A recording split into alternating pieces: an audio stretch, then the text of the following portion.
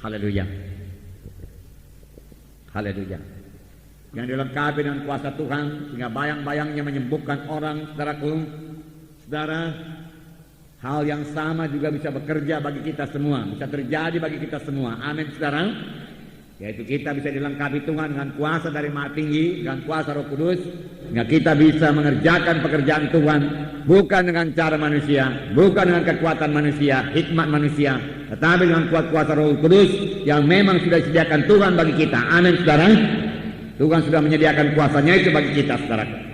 Kita membaca Kisah Rasul pasal 2 ayat 14 sampai 18. Kisah Rasul pasal 2 ayat 14 sampai 18. Saya baca satu ayat, saudara baca ayat berikutnya. Mari saya mulai. Maka bangkitlah Petrus berdiri dengan ke-11 rasul itu, dan dengan suara nyaring ia berkata kepada mereka, "Hai kamu orang Galilea, dan kamu semua yang tinggal di Yerusalem, ketahuilah dan camkanlah perkataanku ini.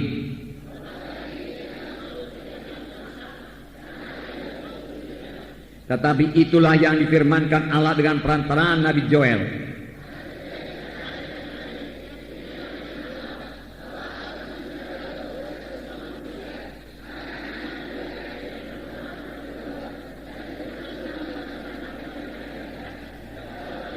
Juga ke atas hamba-hambaku laki-laki dan perempuan akan kucurahkan rohku pada hari-hari itu, dan mereka akan bernubuat."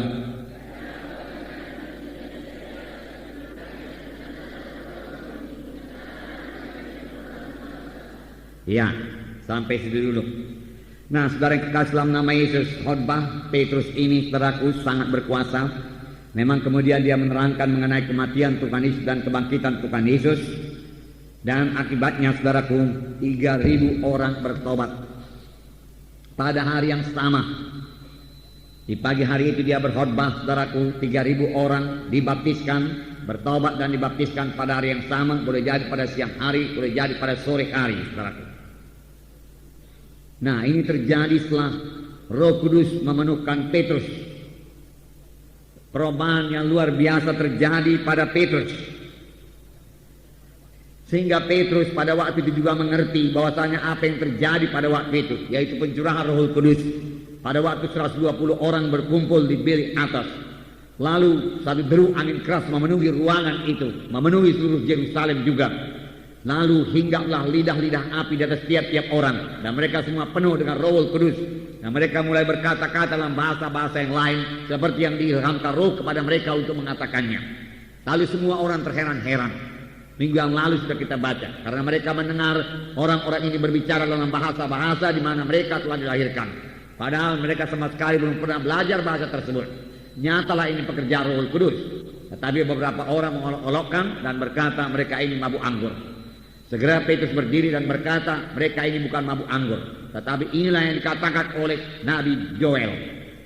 Inilah kegenapan nubuat Nabi Joel tersebut. Pada akhir zaman dia katakan, ya, aku akan mencurahkan rohku ke atas anak-anakmu laki-laki, perempuan, sehingga mereka itu akan bernubuat, teruna-terunamu akan melihat penglihatan-penglihatan, tua-tuamu akan mimpi berbagai-bagai mimpi, dan kata sambaku laki-laki dan perempuan akan curahkan rohku pada waktu itu, dan mereka akan bernubuat. Lihatlah, saudaraku, Petrus segera mengerti, saudaraku, nubuat Nabi Joel. Dari dulu-dulu, saudaraku, dia tidak mengerti. Ini bukan mabuk anggur, dia katakan. Ini adalah pencurahan Roh Kudus. Petrus berkata, nah, saudaraku, Roh Kudus itu luar biasa. Roh Kudus itu Allah sendiri, amin. Itulah yang diberikan kepada kita, diberikan Tuhan kepada sidangnya, saudaraku. Dan Petrus berkata, anak-anakmu laki-laki dan anak-anak perempuan akan bernubuat, sesuatu yang sebelumnya belum pernah terjadi. Roh Kudus dalam perjanjian lama hanya dicurahkan kepada nabi-nabi, raja-raja, imam-imam. Rakyat biasa tidak menerima Roh Kudus. Dia dibaptiskan, dipenuhkan dengan Roh Kudus. Tetapi dalam perjanjian baru, setelah Roh Kudus menerobos ke atas 120 orang, dan mereka semua penuh dengan Roh Kudus, dan hidup mereka berubah. Dan firman Tuhan berkata, anak-anakmu laki-laki perempuan akan bernubuat. Saudaraku, ini belum genap dalam hidup kita, saudaraku. Biar kita rindu, lapar dan haus. Amin, saudara. Ya, firman Tuhan minggu yang lalu mengajak kita supaya lapar akan perkara-perkara rohani, haus akan perkara-perkara rohani. Seberapa besar kehausan kita akan perkara-perkara rohani, sebegitulah berkat Tuhan yang diberikan Tuhan bagi kita dalam perkara-perkara rohani. Amin. Kalau kita pun tidak merindu terhadap perkara-perkara rohani, maka merasa puas akan perkara rohani. Saudara, secara dunia saja kalau orang tidak haus tidak bisa dikasih minum, saudara. Tetapi kalau saudara lihat orang yang haus, saudaraku, haus sekali, saudara, apa saja pun bayarannya, dia mau membayarnya. Asal saja kehausannya itu dapat dipenuhi, saudara. Oleh sebab itu mari kita haus akan perkara-perkara rohani.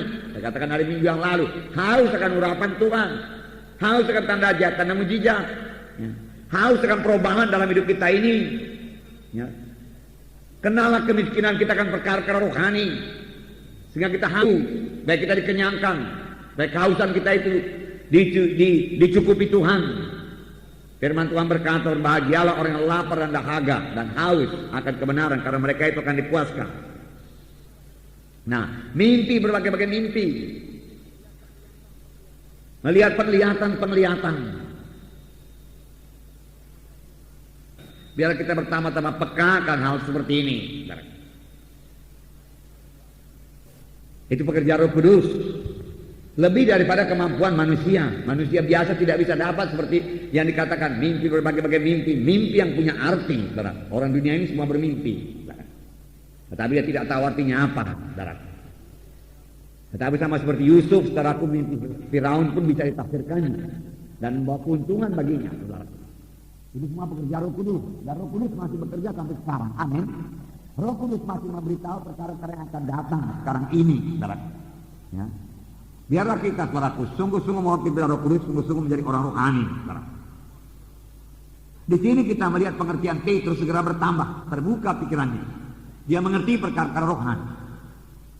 Dia mengerti ini nubuat Nabi Joel, pencurahan Roh Kudus, dan dia ingat apa yang dikatakan Nabi Joel.